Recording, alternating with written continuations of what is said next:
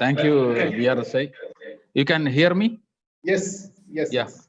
Okay. This is a long story starting in 2006. So I thought it will be nice to share. One patient, 58-year-old lady who found accidentally defective vision in the right eye came in 2006, and she was diagnosed as CNVM. And at that time, we were just starting to use Avastin. So we gave a loading dose of Avastin, and the vision was 3 by 60 in the right eye in spite of Avastin because it was a delayed detection. Left eye at that time had 6 by 6. So old file, there was no systemic disease or anything. Old file, I got only a couple of photos. This was the picture at that time. There is a scar in the right eye, pigmented scar, which definitely means that it was long standing. Then patient used to come for a follow-up till 2010 when she came with the defective vision of left eye of 1 week duration. Visual acuity has reduced to 6 by 12 and 8.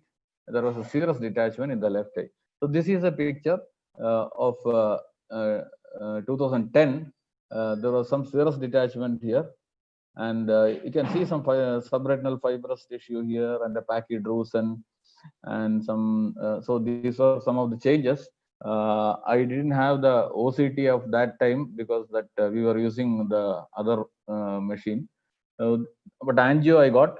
Right eye had a fluorescent angiogram shows staining of the scar, while left eye there was a point leak at the arcade, increasing in intensity and size in late phase, suggestive of ink blot leak, suggestive of a central serous chorioretinopathy.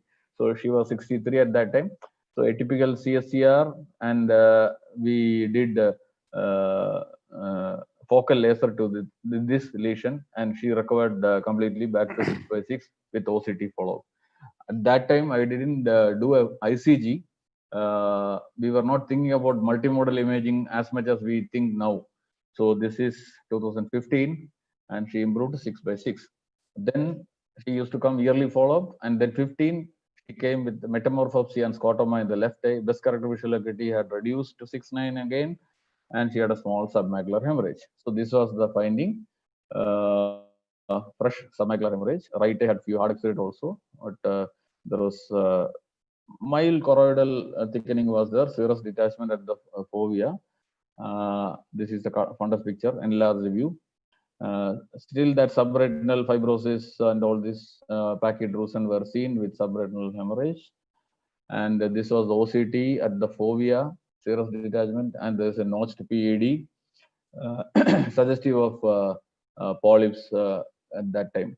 So this is autofluorescence, nothing much in autofluorescence, but ICG definitely shows a subfoveal polyp in the midst of that hemorrhage, corresponding to that notched PED.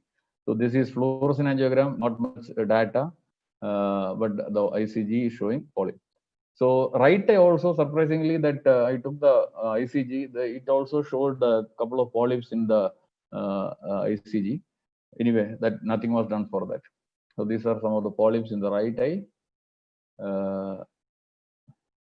So at that time, I was very fond of PDT, and I did PDT with intravitreal Avastin in 2015. So she did quite well. You can see that serous detachment has gone completely. The PED collapsed, and she was okay, and the hemorrhage resolved.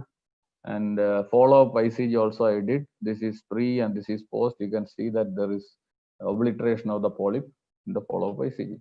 So this is in 2015, 16, and 19, the PED started coming again. So this is between 2006, 16 and 19. So there, after 41 months of post PDT, again one tubular PED started coming with the fluid. So we repeated the ICG at that time, and another polyp was there, juxtafoveal, not a subfoveal region, with something like a branch vascular network.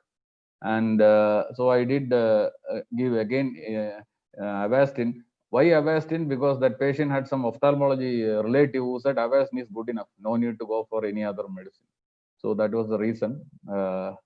So, and I did little focal laser to the juxtafoveal, that area, little tricky, but I did the focal laser, and this is the FFA of at that time, and this is pre-treatment and post-treatment. In fact, the PED has reduced, not completely gone like a PDT.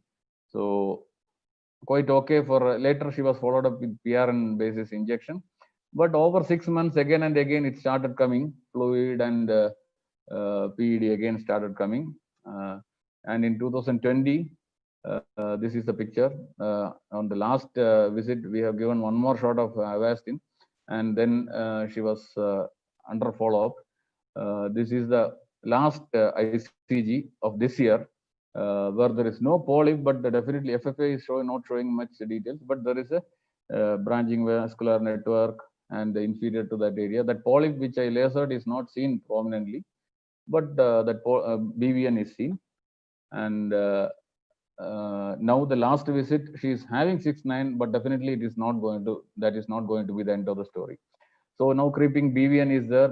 I gave two options. Again, PDT anti-VEGF or aflibercept. Decision of treatment by other factors I already told. And this has been complicated by lockdown issues. She is not able to come. Now she is 73 or something.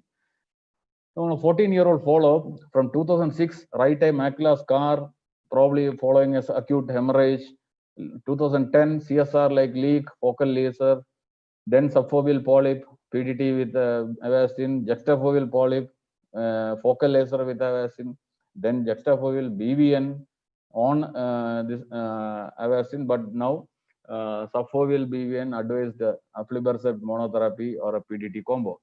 So we know the pachychoroid spectrum, pigment epitheliopathy, CSCR, pachychoroid PCN and PCV, but need not be in that order. I just wanted to highlight that all cases don't go in this order. In fact, in our case, right eye started with a scar, hemorrhage, PCV most probably. Left eye started with PPE, then CSCR, then polypoid choroidal vasculopathy. Now it is more like a PCN and BVN. So this over 14-15 years, this is the thing. And treatment is not as per the standard guidelines. I definitely agree. In 2000, before 2015, we were not thinking about pachychoroid because the first pachychoroid article came in 2014. And Octa, I have been trying to collect last 1 year. We have been doing Octa. I don't have the Octa. These are some of the lacunae in my presentation.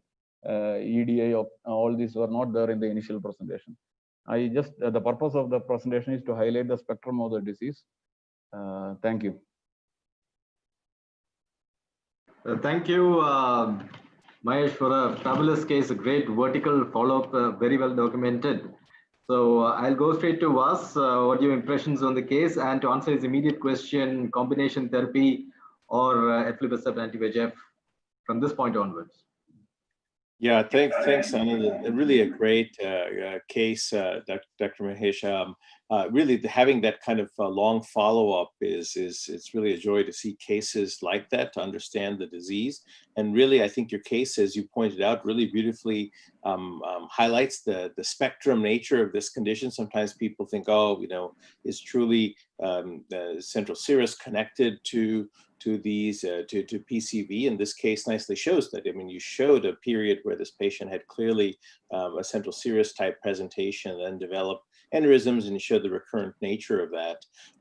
With regards to management, yeah, I will say that I usually start with monotherapy with aflibercept. I have to tell you, that's where we really like brolucizumab. Well, we've decreased a little bit recently. It's used due to inflammation, but it can be very effective for these cases. But when there is not effective control of exudation, very quickly I will move to combination therapy. So I really like PDT in these cases very much. I have to confess, I don't do much in the way of focal laser anymore for PCV.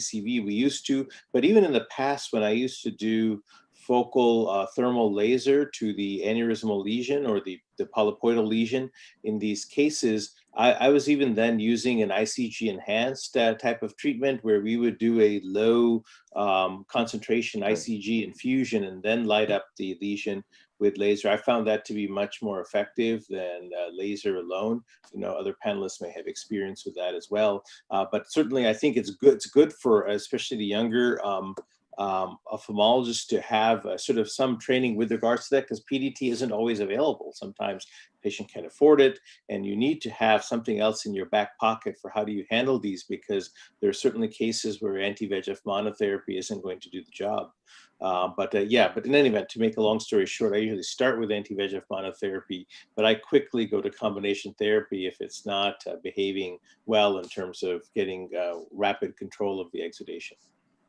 Great, Was. Before we go on to Dr. Mona, I'd just like to ask you, do we know of precursors on OCT angiography now, given that Swepsos is also coming in, that can tell us when these kind of pachychoroid cases are going towards or going to get reactivated, going towards either PCV or PCN?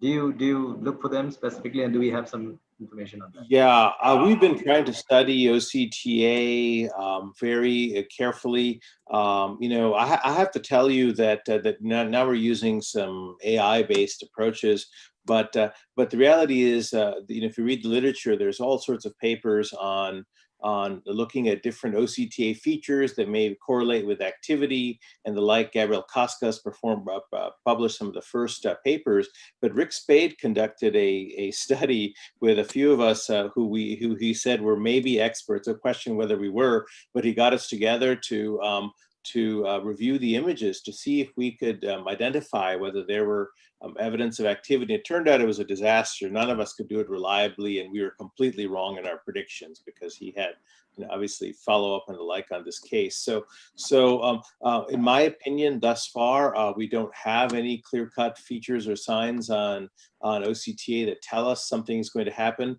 More recently, several groups have been trying to use like these cases of non-exudative neovascularization to see if you can even predict which ones go on to develop exudation, and that has failed so far as well.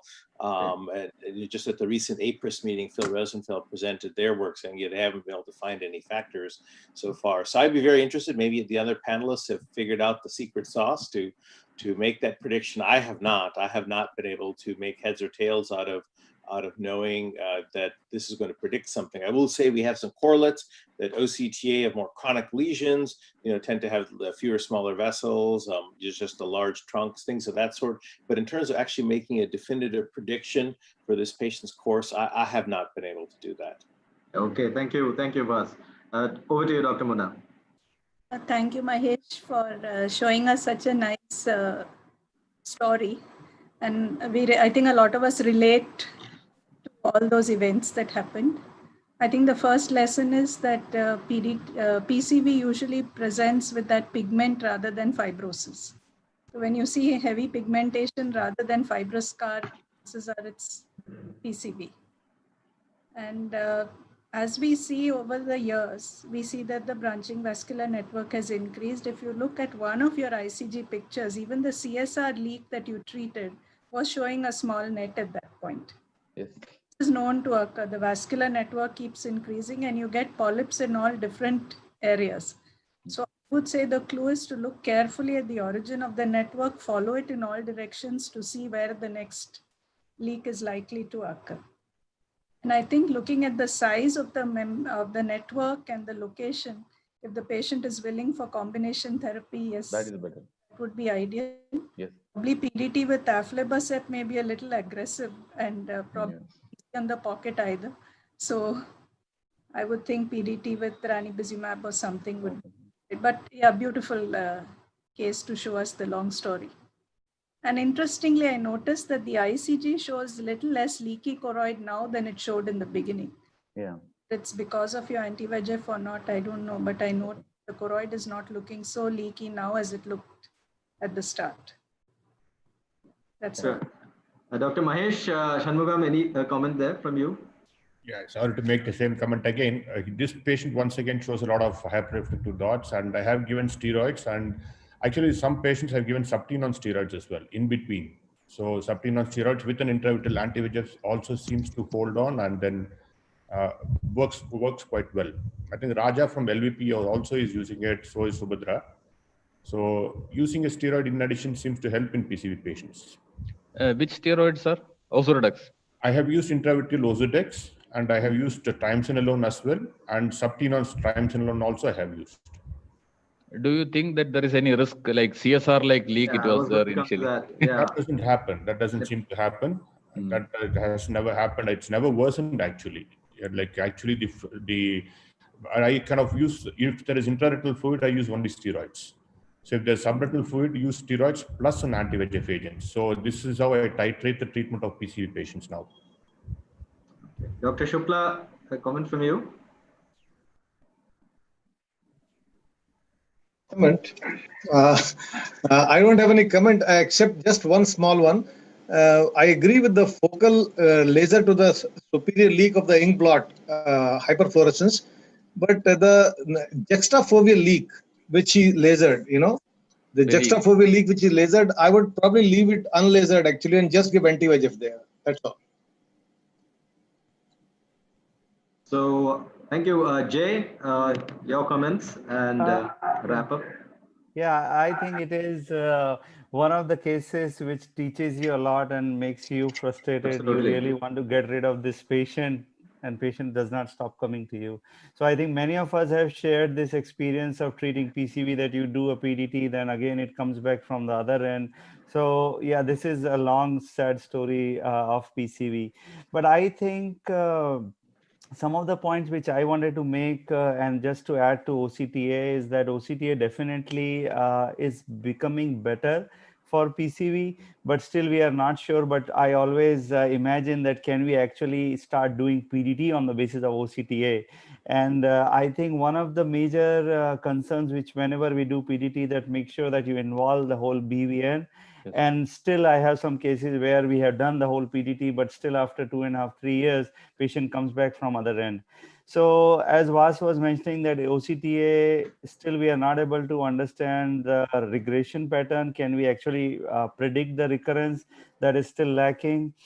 Discussion about the combination therapy, I think especially from India, we all have struggled a lot in terms of treating PCV, but combination seems to be one of the very good modality. The one thing which I really want to add from my end, which I always explain to the patient as well, that you will require more PDTs. It is not just the one PDT you need, because in Japan, they do their ICGs every 3 months, and their mean PDT rate for per year is almost more than 3 PDTs in a year. So I think this is something very important, where we actually in India, we would be a little reluctant to offer another PDT. So I think we should always keep additional PDT in the story. Talking about the steroid, what Dr. Shanmugam was mentioning is a very interesting point. I have also used it. He mentioned about IRF, he gives steroid only, and when he sees subretinal fluid, he adds anti-VEGF. But I would just add one more indication, which I have done, and I think Raja and I have worked together on this. Whenever we see a large PED like the previous case, we would definitely be adding an intravitreal steroids, and we have experience with intravitreal triamcinolone as well as with Ozurdex, and they seem to be doing really a good job. And as far as focal laser is concerned, I think we still don't kick it out from the PCV management.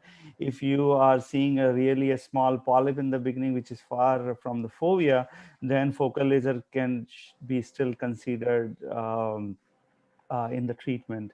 That's all from my end. If we can move on to the next